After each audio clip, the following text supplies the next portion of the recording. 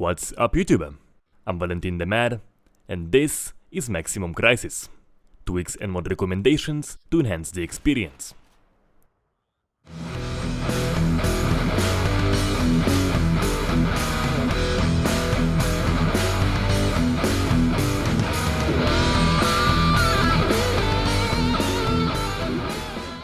Crysis is a very configurable and mod-friendly game.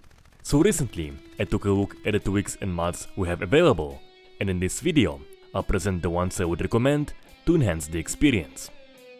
The guidelines for the mods and tweaks presented in this video are the following. The mods must work on the digital distribution versions. I'm playing the GOG one, but I believe they'll work on the Steam and Origin ones as well. The mods must not butcher the performance. Awesome graphical mods to deliver amazing looking results, frame drops to 20 and below on modern hardware are a major issue. All the mods and tweaks presented in this video must work together. And this video is about enhancements. Total conversions or realism mods that dramatically change the gameplay are not included. Personally, I just like the gameplay of Crysis as it is. So, let's begin. The first one is a change of the language enemies are speaking and the elimination of some user interface elements. In most games, I play on normal difficulty, and Crysis is no exception. However, in Crysis, normal difficulty comes with several elements that I personally find immersion breaking, such as grenade indicators, a visual effect that highlights the attacker, and perhaps most importantly, Korean enemies that are speaking in English with an accent. You can configure those in the options menu, and there is no custom difficulty setting. However, you can change that by tweaking the difficulty files. You'll be able to play with the damage balance, suit energy balance, and AI reaction time of the difficulty you prefer without several UI elements and with Korean speaking enemies. The other tweak will allow blood and bodies to stay for as long as you want. The result is a significantly better aftermath, since by default blood and bodies disappear pretty fast.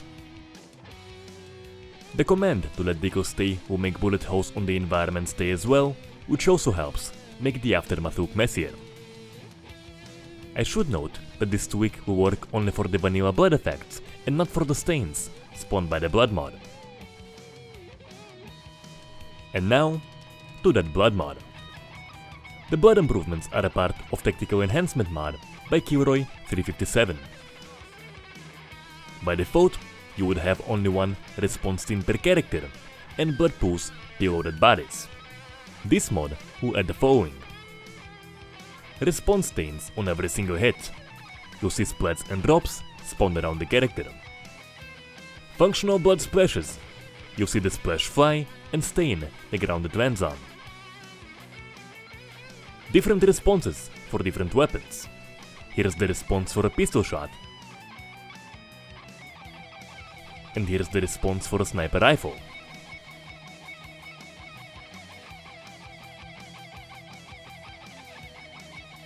Different responses for different parts of the body. Here's the response for a hit on armor. And here's the response for a headshot.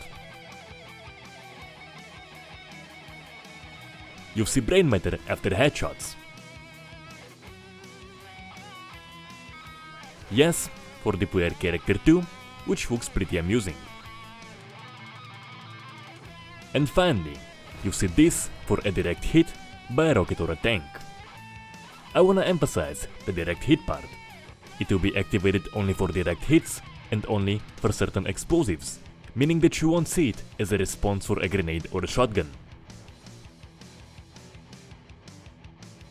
As you can see, there's quite a lot of detail in those effects, and the result is a significantly more responsive experience. However, there are a few issues. The color of the blood is somewhat too bright. The blood will only stain the ground. It won't stain other surfaces. Seeing brain matter when you don't have the appropriate head damage doesn't look right. And as I mentioned previously, the blood is not affected by the config tweak and will disappear in about 3 minutes. Not a small threshold by any means, but you'll still see stuff disappear during fights. However, despite those issues, this is the best blood mod the game has by far. And I should note that those spinning mechanics are more detailed than what we have in many games I discussed in the Go Review series, so I find it very impressive. Now, as I mentioned, it's not a mod on its own.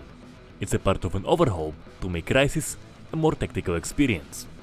If you're interested in something like that, I do recommend checking this mod out. It has a lot of content and numerous changes. However, if you only want the blood improvements without major changes to the gameplay, you can find a guide on how to isolate the files for that feature in the description below. The next mod is for bullet penetration. By default, there's almost none of that in the game. A 50 cal machine gun won't be able to penetrate a thin hard wall. It's pretty odd, since a bullet penetration function does exist in the game. This mod activates it, and the result is pretty damn glorious. You're taking cover in a hut, a machine gun and several people are firing, tearing everything around you apart. Just like the blood mod, this is also not a mod of its own. It's a part of Reality Enhancement Beta by Solecist, also a mod aimed to make Crysis a more tactical experience. So, if you only want the bullet penetration function, a guide on how to isolate that feature can be found in the description below. The next mod in the list is Bulletshells by Joshuahoeth. The functionality is very simple. This mod will make Bulletshells stay permanently, which will also help make the aftermath messier.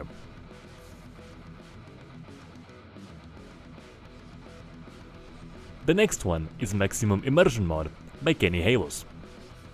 This mod is a combination of several graphical mods and some tweaks.